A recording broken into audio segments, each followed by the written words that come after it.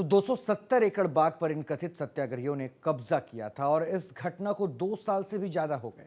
तो जिला प्रशासन इतने दिनों से कर क्या रहा था? प्रशासन ने जो कार्रवाई कल की वो शुरुआती दौर में क्यों नहीं की? और तो और कदम उठाए भी गए तो इतनी लापरवाही से आखिर ये हालात ऐसे बिगड़े क्यों?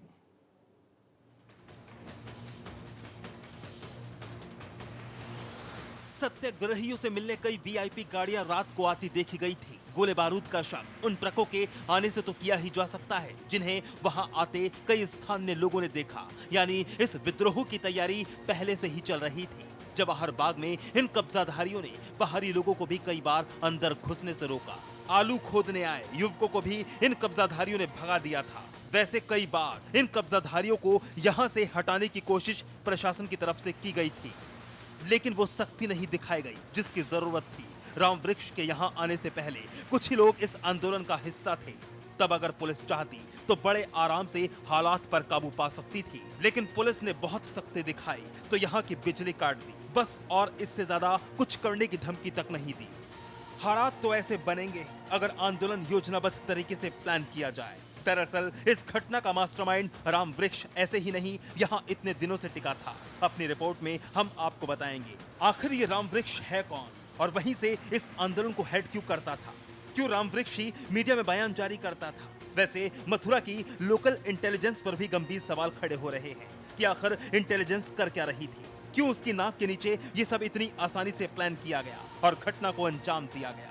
गोला बारूद अगर इन कब्जाधारियों के पास पहुंचे तो आखिर कैसे पहुंचा, इसका जवाब कौन देगा? इस लापरवाही का जिम्मेदार कौन है? Bureau report, national voice.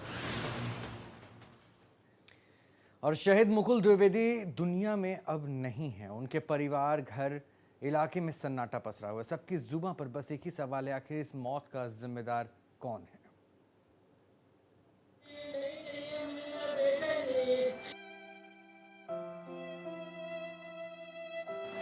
ये उस माँ का दर्द है जिसने अपने लाल को खोया है, उस बेटे को जो एसपी था और बहादुरी का मिसाल था।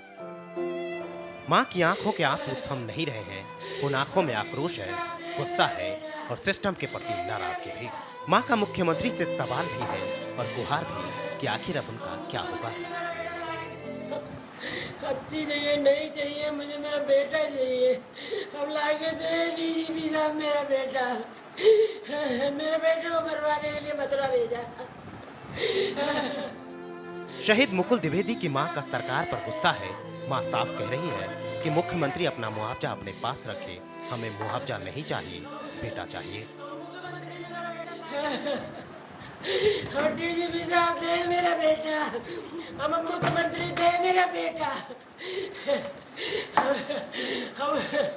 हम मुख्यमंत्री मेरा बेटा लाके दे मुझे पैसे नहीं।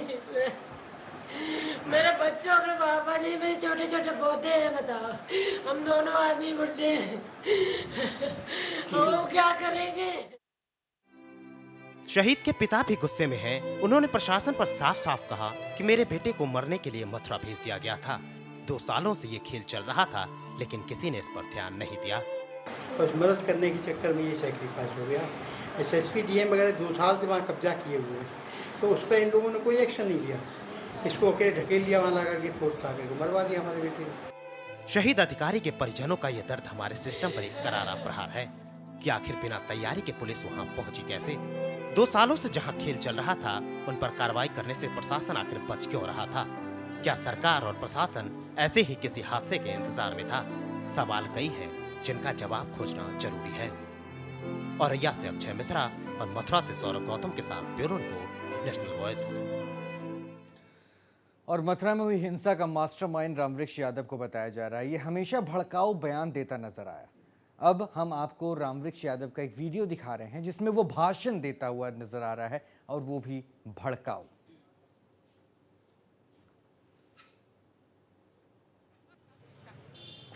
मैं राष्ट्रपति से पूछ रहा हूं, उसके पास सिटीजनशिप नहीं, प्रधानमंत्री के पास सिटीजनशिप नहीं, मुख्यमंत्री के पास सिटीजनशिप नहीं, उसको फर्स्ट सिटीजन का पता नहीं, रूलर का पता नहीं।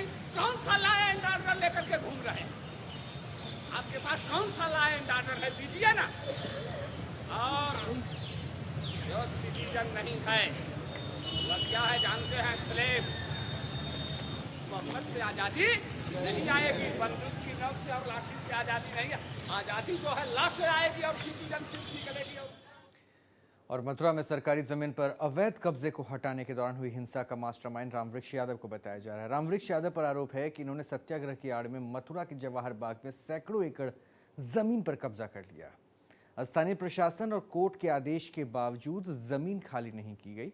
करीब 2 साल पहले बाबा जय गुरुदेव से अलग हुए एक समूह के कार्यकर्ताओं ने खुद को आजाद भारत विधिक विचारक क्रांति सत्याग्रही घोषित किया था और धरने की आड़ में जवाहर बाग की सैकड़ों एकड़ भूमि पर कब्जा कर लिया।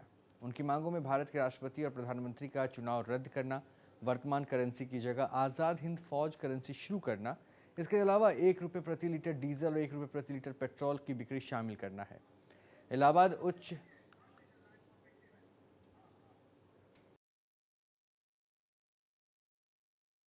चाहिए और हमारे यहाँ में अभी पूरा रिपोर्ट तो आया नहीं है। रिपोर्ट तो आएंगे तो हम लोग उसको देखते हैं क्या हुआ है, लेकिन होम मिनिस्टर साहब ने भी इसको चिंता जाहिर किया है।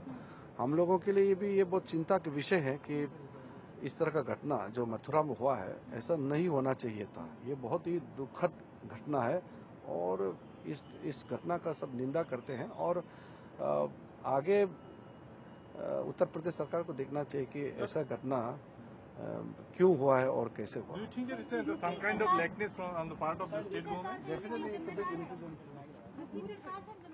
जिम्मेदार का बात मैं नहीं कर।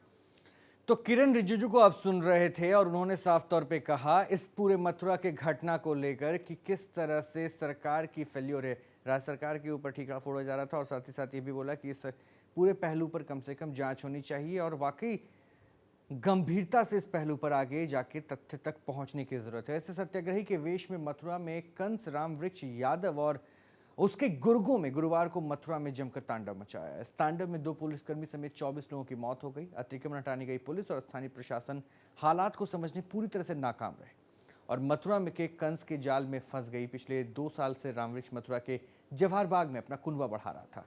उसके इरादे खौफनाक होते जा रहे थे, लेकिन जिला प्रशासन और पुलिस सोती रही और ऐसे में सवाल उठता है कि मथुरा हिंसा के लिए जिम्मेदार कौन।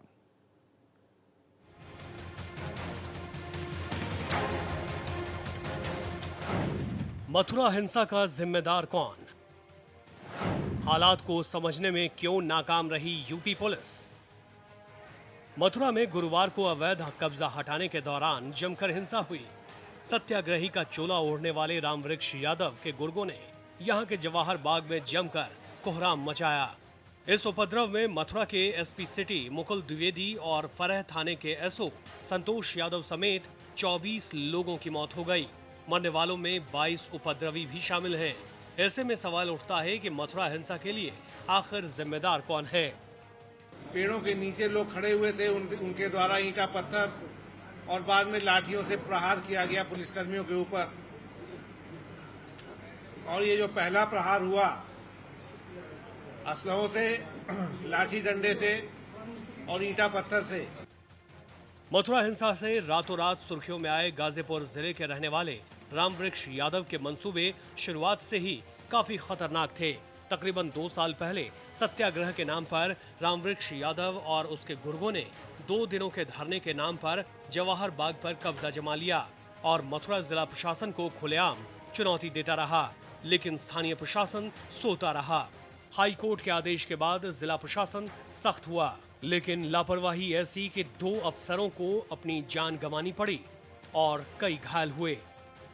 शहीद हुए हैं, जो एक एसओ हैं और एक एसपी वहाँ। ये गंभीर घटना थी और जो लोग कब्जा किए हुए थे उनको हटाने के लिए हाई कोर्ट ने कहा और हाई कोर्ट के निर्देश पर और प्रशासन ने कई बार बातचीत की, कई बार वार्निंग दी, कई बार उसके बावजूद भी उन्होंने हिंसा कर करके हिंसा बढ़ाने का काम किया है।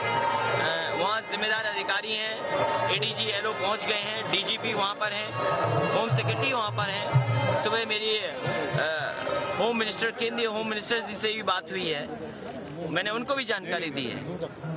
जो घटना हुई उसकी जांच भी, हालांकि कमिश्नर स्तर पे जांच की जाएगी और जो दोषी हैं उनके खिलाफ कानून के अंदर कार्रवाई। पहले एक झोपड़ी और फिर बस्ती बस गई। बाकायदे गेट भी लग गया, लेकिन जिला प्रशासन उसे हटाने की जुर्रत नहीं कर सका। शनिवार को रामवृक्ष यादव के अवैध कब्जे को खाली कराने की योजना थी। इस सिलसिले में डीएम और एसपी में बात भी हुई। ऐसे में सवाल उठता है कि अचानक ऑपरेशन गुरुवार को ही शुरू क्यों हो गया। शनिवार को होना था ऑपरेशन, डीएम और एसएसपी की हुई थी बात, फिर अचानक गुरुवार को ही क्यों हुआ ऑपरेशन। हमारे दो बहादुर अधिकारी जख्मी हुए और बाद में उस चोट की वजह से शहीद हुए। ऐसे में नेशनल वाइज सवाल उठा रहा है। सवाल नंबर 1, क्या प्रशासन की मिलीभगत से यह सब हो रहा था? सवाल नंबर 2, क्या पुलिस इतने बड़े ऑपरेशन के लिए तैयार नहीं थी? सवाल नंबर 3, ऑपरेशन से पहले इलाके की रेकी क्यों नहीं की गई? सवाल यह भी उठता है कि मथुरा जिला प्रशासन का खुफिया तंत्र क्या कर रहा था। इस तरह के कई सवाल हैं जो जांच का विषय हैं। Saurabh Gautam, national voice, Mathura. और इस बुलेटिन में अभी के लिए इतना ही। जय हिंद।